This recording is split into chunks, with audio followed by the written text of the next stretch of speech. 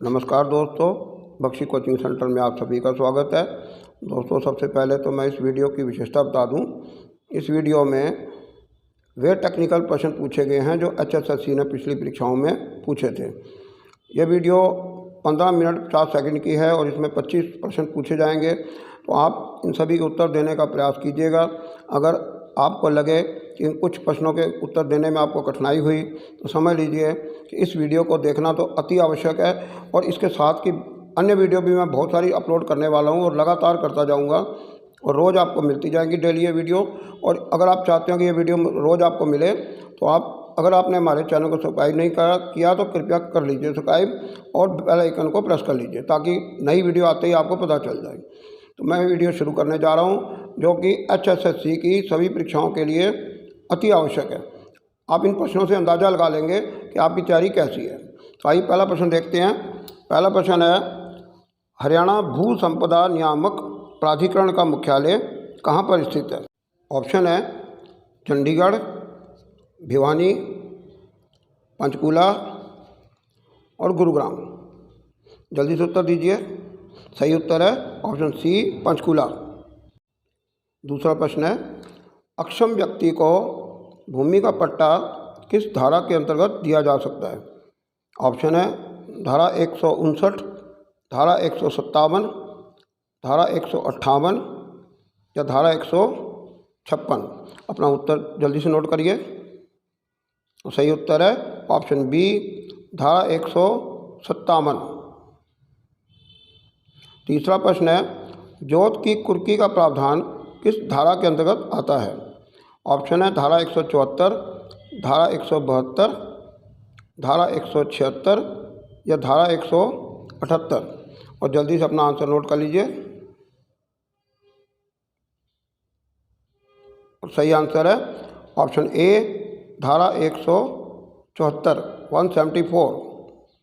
चौथा प्रश्न है, भूमि का बाजार मूल्य तय करने का अधिकार किसे है? ऑप्शन है आयुक्त, तहसीलदार, पटवारी या कलेक्टर। मार्केट प्राइस की बात कर रहा है ये। जल्दी से ऑप्शन नोट करिए।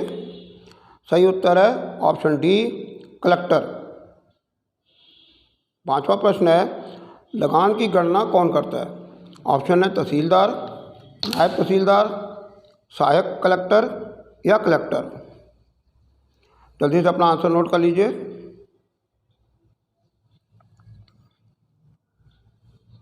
सही आंसर है ऑप्शन सी, सहायक कलेक्टर। लगान की गणना सहायक कलेक्टर करता है। छठवां प्रश्न है, भूमि अधिग्रहण अधिनियम 2013 को राष्ट्रपति की स्वीकृति कब मिली? ऑप्शन है 13 सितंबर 2014, 10 जुलाई 2014, 23 मार्च 2013 या 26 सितंबर 2013। और जल्दी से अपना आंसर नोट कर लीजिए।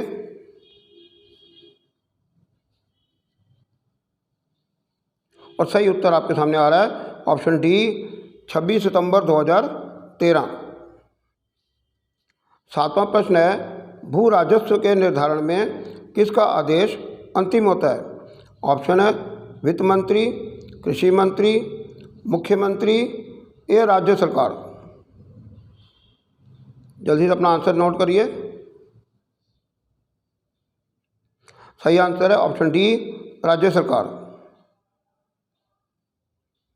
आठवां प्रश्न है, सीमांत कृषक मार्जिनल फार्मर किसे कहा जाता है? ऑप्शन ए, जिसके पास 1 हेक्टेयर सिंचित भूमि का मालिकाना हक हो, या जिसके पास 2 हेक्टेयर सिंचित भूमि का मालिकाना हक हो, या जिसके पास 1 हेक्टेयर असिंचित भूमि का मालिकाना हक हो, या जिसके पास आधे हेक्टेयर सिंचित भूमि का मालिकाना हक हो। अब जल्दी से अपना आंसर नोट कर लीजिए।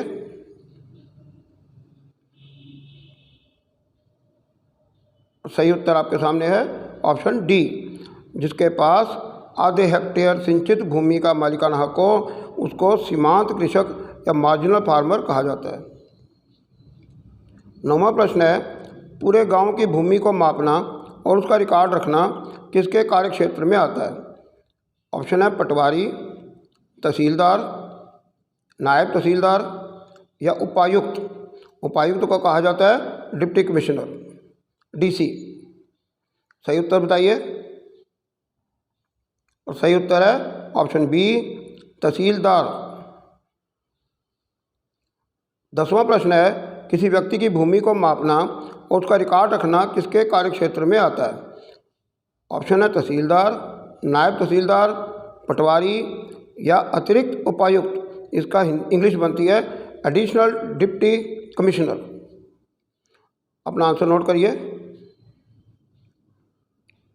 सही आंसर है ऑप्शन सी, पटवारी। पूरे गांव की भूमि को मापना और उसका रिकॉर्ड रखना तहसीलदार के कार्यक्षेत्र में आता है, और जबकि किसी व्यक्ति की भूमि को मापना और उसका रिकॉर्ड रखना पटवारी के कार्यक्षेत्र में आता है, और पटवारी तहसीलदार के अधीन कार्य करता है। इस पॉइंट को आप अच्छी तरह से नोट करके याद करके रखिए। 11वां प्रश्न है, पटवारी शब्द की उत्पत्ति किस शताब्दी में हुई? ऑप्शन है 19वीं शताब्दी, 18वीं शताब्दी, 17वीं शताब्दी या 16वीं शताब्दी। जल्दी से अपना आंसर नोट कर लीजिए। और सही उत्तर आपके सामने आ रहा है ऑप्शन बी, 18वीं शताब्दी। 18वीं शताब्दी में पटवारी शब्द की उत्पत्ति हुई है। 12वां प्रश्न है, भारत में वह राज्य कौन सा है जहां जैविक खेती सबसे पहले आरंभ की गई? ऑप्शन है हरियाणा, मेघालय, गोवा या सिक्किम।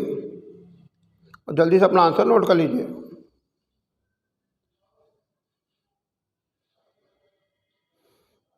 सही आंसर है ऑप्शन डी, सिक्किम। सिक्किम में सबसे पहले जैविक खेती आरंभ की गई। 13वां प्रश्न है, हरियाणा का पहला जिला कौन सा है जहां राजस्व या रेवेन्यू का रिकॉर्ड ऑनलाइन किया गया? ऑप्शन है पंचकूला, फरीदाबाद, गुरुग्राम या जींद। और जल्दी से अपना आंसर नोट कर लीजिए।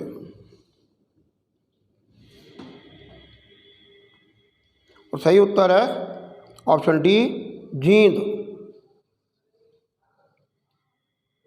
14वां प्रश्न है, वर्तमान में हरियाणा में नहरों की कुल संख्या कितनी है? ऑप्शन है 1432, 1523, 1623 या 1423। अब सही आंसर नोट करिए। सही आंसर ऑप्शन ए, 1432। 15वां प्रश्न है, हरियाणा की जीवन रेखा किस नहर को कहा जाता है? ऑप्शन है दादूपुर नलवी नहर, सतलुज यमुना लिंक नहर, पश्चिमी यमुना नहर या भाखड़ा नहर। जल्दी से अपना आंसर नोट करिए। सही आंसर है option B, Sutlej Yamuna link नहर। इस नहर को SYL भी कहा जाता है, सतलुज यमुना लिंक कनाल। इसी का पूरा विवरण अगली स्लाइड पर देखें। और इस विषय पर मैं एक वीडियो भी आपको बहुत जल्दी दिखाने वाला हूँ। पूरा इतिहास इस मामले का बताऊँगा। देखिए, SYL का मतलब है सतलुज यमुना लिंक कनाल। 1981 में हरियाणा, पंजाब और राजस्थान के मुख्यमंत्रियों और प्रधानमंत्री श्रीमती इंदिरा गांधी ने समझौते पर हस्ताक्षर किए। 214 किलोमीटर जो नहर की लंबाई है, उसमें से पंजाब में 122 किलोमीटर तथा हरियाणा में 92 किलोमीटर लंबी नहर का निर्माण होना था। अब 90% काम पूरा हो चुका है। हरियाणा ने अपने हिस्से की नहर पूरी बना ली। पंजाब ने इनकार कर दिया कि मेरे पास तो पानी नहीं है देने के लिए, और दक्षिण हरियाणा को पानी देना चाहता था और राजस्थान को भी पानी मिलना था। तो पंजाब के इनकार करने के बाद ये मामला सुप्रीम कोर्ट में चला गया। तो 1991 से सुप्रीम कोर्ट में मुकदमा चल रहा है। हरियाणा में हर चुनाव में SYL नहर का मुद्दा जरूर उठता है, और हर पार्टी कहती है कि अब इस बार इलेक्शन जीतने के बाद SYL नहर को हम शुरू करवाएंगे। लेकिन ये मामला तब कई चुनाव में मुद्दा रह चुका है, और अभी तक इसमें कोई सिरे बात नहीं चढ़ी। और इस मुद्दे को लेकर कई बार हरियाणा में प्रदर्शन भी हो चुके हैं, बहुत कुछ हुआ। नेताओं ने गिरफ्तारियां भी दी। पंजाब में जाके नहर खोदने का काम करते हैं और पंजाब वाले बॉर्डर पे ही गिरफ्तार कर लेते हैं, और मामला वही लटक जाता है। इस मुद्दे पर एक वीडियो बहुत जल्दी हम अपलोड करने वाले हैं, तो आपको इस पूरे मुद्दे पर ये SYL का पूरा इतिहास आपको पूरा समझाएंगे, वर्ड टू वर्ड, एक एक अक्षर आपको समझा देंगे। आगे कोई प्रश्न इसमें से कोई आ जाए तो SYL का प्रश्न परेशान न करें। 16वां प्रश्न है, हरियाणा सरकार ने किस नहर को डीनोटिफिकेशन करने का फैसला किया है? ऑप्शन है हांसी बुटाना लिंक नहर, सतलुज यमुना लिंक नहर, दादूपुर नलवी कुरुक्षेत्र नहर या मेवात फीडर नहर। अब बताइए, जल्दी से आंसर नोट कर लीजिए।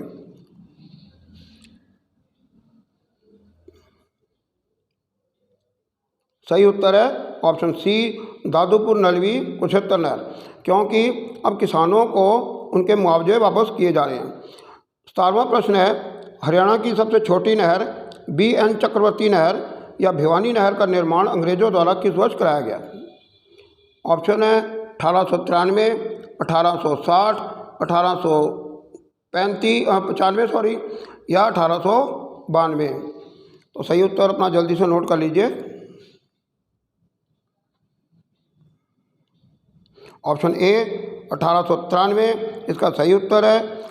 तो इस BN चक्रवर्ती वास्तव में राज्यपाल जी का नाम है। 18वां प्रश्न है, किस नहर को दक्षिण हरियाणा की जीवन रेखा कहा जाता है?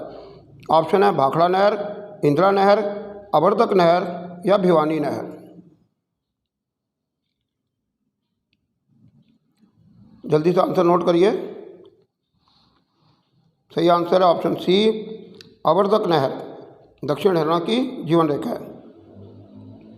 19वां प्रश्न है, पश्चिम यमुना नहर का निर्माण किसके द्वारा करवाया गया? ऑप्शन है अंग्रेजों द्वारा, शेरशाह सूरी द्वारा, जॉर्ज थॉमस द्वारा या फिरोज शाह तुगलक द्वारा। और इसके किनारे यमुनानगर बसा हुआ है। और देखिए क्या उत्तर देते हो। ऑप्शन डी, फिरोज शाह तुगलक के द्वारा। इसका निर्माण फिरोज शाह तुगलक ने करवाया। 20वां प्रश्न है, फिरोज शाह तुगलक द्वारा पश्चिम यमुना नहर का निर्माण किस वर्ष करवाया गया? ऑप्शन है 1345, 1335, 1323 या 1355।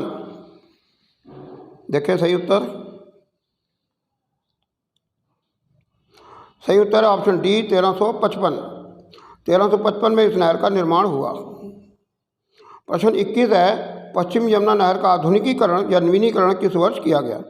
ऑप्शन है 1862, 1823, 1898 या 1879, 1879 ऑप्शन डी है। देखिए आंसर। ऑप्शन डी आंसर है 1879, 1879। प्रश्न बी है, प्रश्न जंगम संपत्ति की कुर्की और बिक्री किस धारा में उल्लिखित है? धारा 170, धारा 173, धारा 172 और धारा 174। जल्दी देखिए इनमें से कौन सा उत्तर सही है।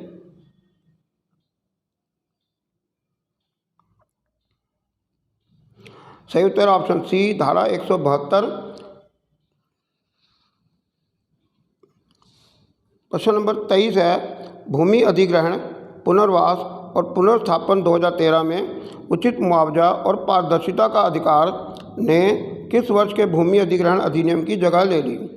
ऑप्शन है 1971, 1862, 1950 या 1894।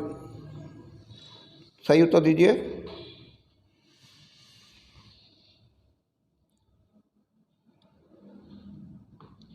ऑप्शन डी 1894 की जगह ली है इसने। प्रश्न नंबर 24 है, भारत में चकबंदी कानून सर्वप्रथम किस वर्ष लागू किया गया? ऑप्शन है 1947, 1950, 1952 या 1954।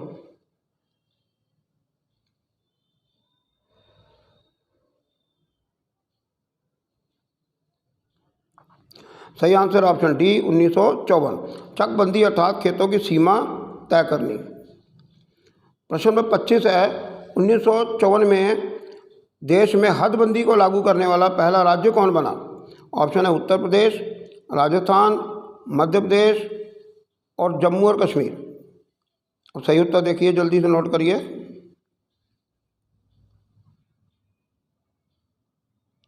ऑप्शन डी, जम्मू और कश्मीर में सबसे पहले हदबंदी लागू की गई थी।